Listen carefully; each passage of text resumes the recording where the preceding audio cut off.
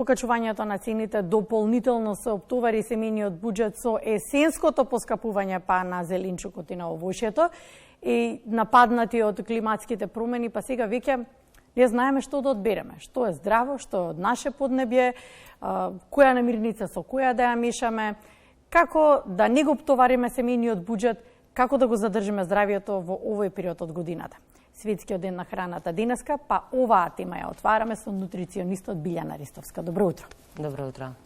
Ќе започнеме со можеби најважното. Климатските промени, оно што го направија на земјоделието изминатиот период. И сега ако одиме на пазар и ја видиме целата та плејада и овоше и зеленчук, и сега што е од наше поднебје? Што да земеме? Што да исконзумираме? Дали цената да биде пресудна? Што е здраво? Така, знаете, ако порано важеше ако не знаеш што да купиш, погледни ја цената. Денес, за жал, е еден голем абсурд од причина што денес на пазарите може да видите еден хранлив намерник со една цена, веќе утре ако појдете на истиот тој пазар, на истата таа тезга, тој намерник да биде неколку пати поевтин или за жал неколку пати поскап. Да. Тоа глобално затоплување, односно климатските промени си го направија своето и може би човекот и животните некако се поадаптациони во тој поглед, односно не реагираат толку страшно поглед на тие климатски промени, но растенијата, односно земјоделските култури не се толку адаптациони и нивната промена е дури невидлива за човековото око. Тие реагираат, меѓутоа реагираат многу споро. Со тоа што прават? Прават од еден одреден вид на култура да се создаде нов кој што не е толку приходен, односно не дава толков род. И не случајно нам не се случува во текот на изминатата година, ве слушаме сите, јаболката родиле помалку. Секоја година се соочуваме со се помал приход на одреден хранлив намерник, односно на одредена култура.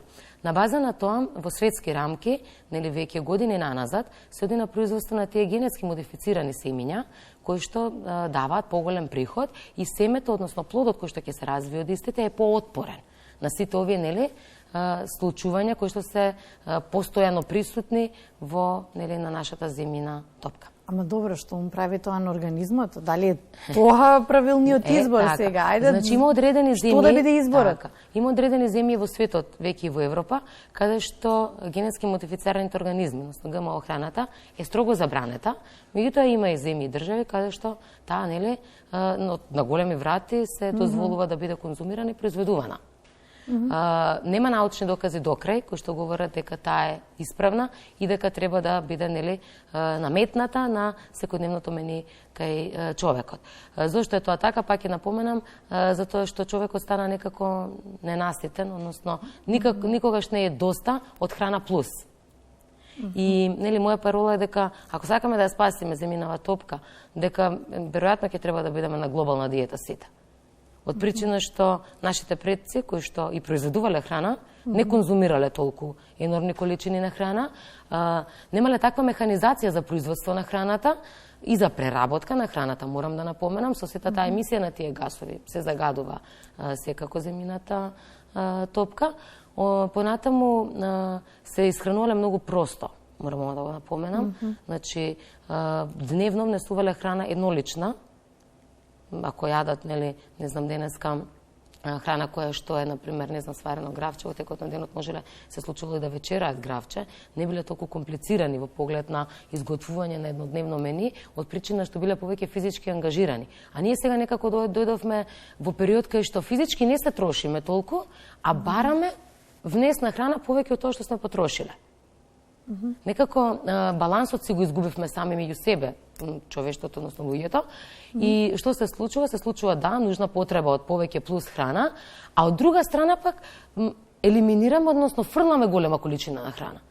И тоа фрлање на таа количина на таа храна секако дека негативно влијае врз целокупниот биодиверзитет на планетата. Контрадикторно е навистина многу. И ова поскапување на цените дефинитивно не ни требаше. Никако дека требаше. Зошто? И суплементите дополнително. Сега гледам дека многу се зборува за суплементите. Добро, можеби ето тоа е периодот кога повеќе се зборува за суплементите, ама ајде ве реалноста, можат ли суплементите да ја заменат хранливата вредност на мирниците? Така, знаете како суплементите добија назначени многу повеќе после ова ковид пандемија. До предходно, знаете, знаат се витаминче, ако земам нешто, ќе спомнеа, нели, ја гарантирам дека повеќе од луѓето не знаеа дека D витаминот треба да се суплементира, дека, нели, цинк постоело, селен, магнезиум и не знам што. Па и комбинацијата што оди ете, така. Значи, тие комбинации, значи, тоа навистина човекот влезе во една страшна заблуда. Јас имав пациентка на работа, која што секогаш ќе ја кажувам, во моментот кога дојде кај мене да побара нутриционистички совет, жената во тој момент конзумираше 43 таблетки суплементи. Мимо редовната терапија која што се примаше за заболувањето кој што го имаше. Значи, дали вие можете да замислите? Денеска 43 голки вода да ви ги дадам наеднаш да ги испиете, ќе ви бидат многу, а не таблетки. Да. За кој што појма немаше, кој со кој синергизира, односно дава добра синергија, кој со кој не одговара. Немаше жената познавање дали треба наутро, на пладне или вечер да ги сконзумира тие. Зошто? Затоа што таа влегла во аптека, си ги купила, тие се без препорака, слободно може кој кога сака да ги купи. Да. Суплементацијата мора да биде под стручен надзор.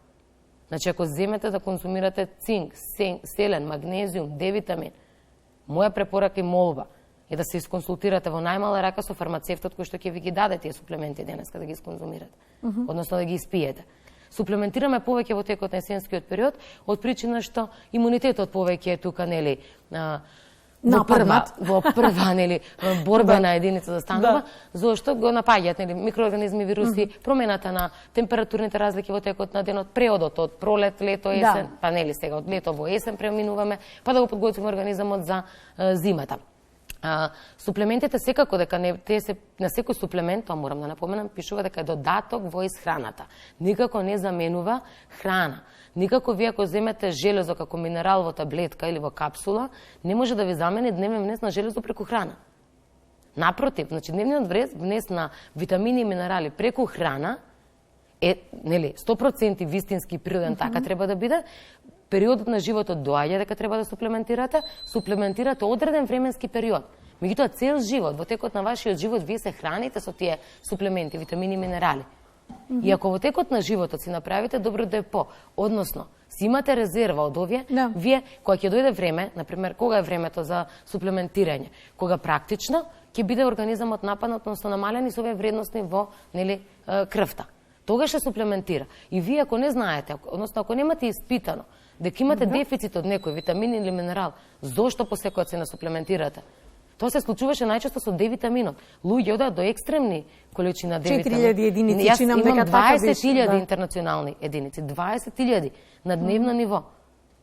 А не проверен D витамин. Велам, направите крвна анализа дека сте во дефицит, не вика сите пијат D витамин.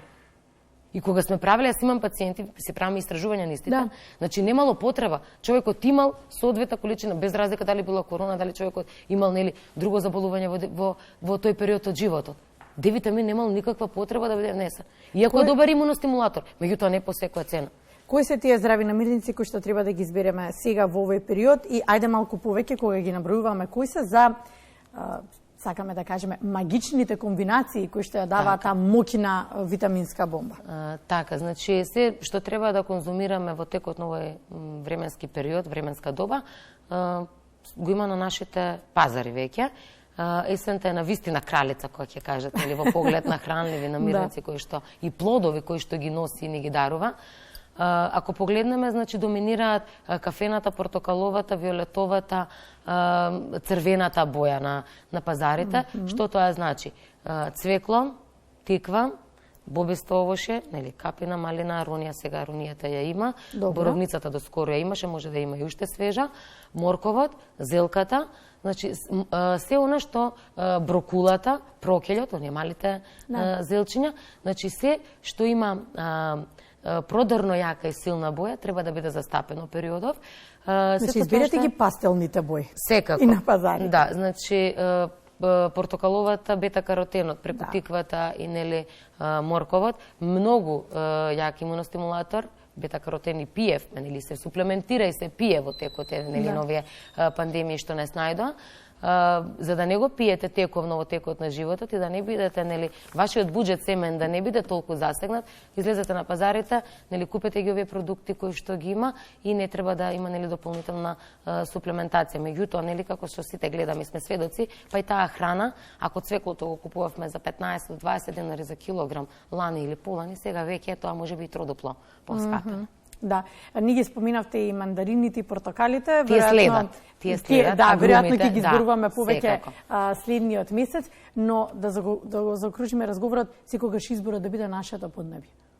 Знаете како секогаш е тоа така, нашиот организам, нашето тело, нашите биохемиски реакции секогаш реагираат на храна од поднебјето каде што сте родени. Значи не може моето тело на папаја да реагира добро, јас може да ја пробам во текот на животот секако, нели? Имаш прилика, пробуваш, меѓутоа не може таа да биде застапена кај нас, нели, во секојдневната исхрана. Кај нас да ќе биде застапена во овој есенски период тиквата, како што напомена, ќе бидат кивите, кои што веќе ги имаме, ќе биде грозјето, јаболката, крушите, се ова што ги дава од овоше нашето, нели, поднебје, од зеленчукот, она што го произведуваме ни овде. Карфиолот исто така многу добар имуностимулатор, го имаме значи овде. Треба да биде застапен, брокулата веќе се произведува овде кај нас, морковот, зелката, значи цветлото, оние трупки, значи сите кои што се нели адекватни, соодветни и нели одгледани во наши услови, на наше поднебје. Билјана, благодарам. Благодарам вам.